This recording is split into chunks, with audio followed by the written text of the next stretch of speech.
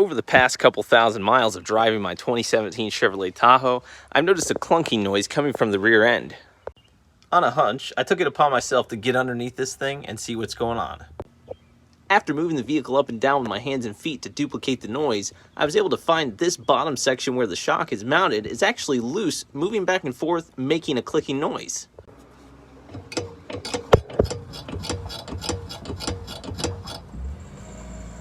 I found the right size wrench is a 13/16, so I'm going to tighten it down.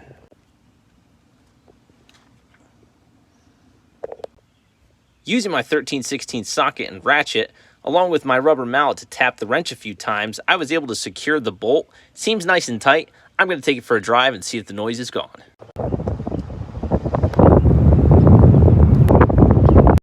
I hit a few speed bumps and found out that the noise is gone. If you've got clicking in the rear of your Tahoe, check your shocks.